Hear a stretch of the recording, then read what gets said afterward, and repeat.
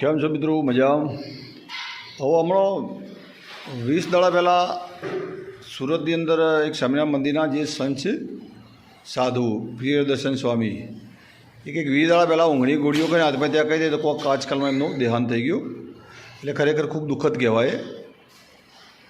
48 વર્ષની ઉંમરના હતા સ્વામીજી અને ઊંઘણી ગોળીઓ ખાઈને એમને આત્મહત્યા કરવી પડી. તમે વિચાર કરો કે સ્વામીના આત્મહત્યા કરવી પડી, જેને ઘર બાર તીરથ બધું છોડ્યું હોય, પછી મતલબ સંસારનો મોહ માયાનો ત્યાગ કર્યો હોય, પરિવાર સાથે નાતો તોડ્યો હોય, સગા સંબંધીઓથી નાતો તોડ્યો હોય, આ બધું કરીને પ્રભુ ભક્તિ જ કરવાની હોય અને પ્રભુ ભક્તિમાં લીન થયા છતાં જો આત્મહત્યા કરવી પડે તો મતલબ શું સમજવાનું?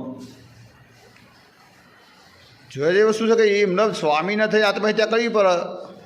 ગોળીઓ ખાઈ હું કહું ઊંઘની ગોળીઓ ખાઈને મરી ગયા, આત્મહત્યા કરી. મને દુઃખદ છે તો, પણ કહેવાનો મતલબ અમે શીખવાની એક વસ્તુ છે કે જો એટલું બધું કર્યું હોય, એમને પ્રભુ ભક્તિ કરી છે, કશું કોઈ બાકી તો મેળવ્યું નહીં હોય, સત્ય જો એમના આત્મહત્યા કરી પડે તો એના કરતાં તો આ સંસારે શું ખોટા આપણે એમ.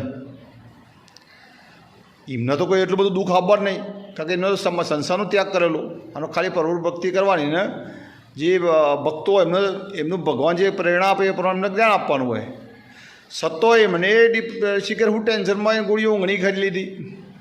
આ એક દાખલો સમજવાનો એ છે આપણે કે આપણે સાંસારિક જીવન જીવીએ છીએ આપણા પરિવારથી કેટલી ટેન્શન કેટલી વિટંબણાઓ હોય છે. એ આપણને એવી સલાહ લે કે ભાઈ આત્મહત્યા ન કરાવી જોવાનું, મળવું ન જોવાનું, નરકમાં જવાય ને. અમે એ તો પોતે મરી ગયા. કહેવાનો મતલબ કે એમના પર ગમે પ્રેશર હોય, એ તો તપાસમાં પોલીસ તપાસમાં જે થશે સાચું, પણ કહેવાનો મતલબ કે જો આ ટાઈપના વ્યક્તિઓને જો આત્મહત્યા કરવી પડે તો આ બધું આપણે સંસારિક લોકોને વિચારવું પડે કે જ્ઞાન લેવા જો જવાય. તમારે પોતે સમજી જવું પડે કે પોતે જે રીતે જીવીએ છીએ ઉત્તમ જ છે જીવન. કે જેને પોતાનું જીવવાનું ઠેકાણું નહીં, આપણને જ્ઞાન આપવા એટલે સમજી લેવાનું તમારે પોતાના.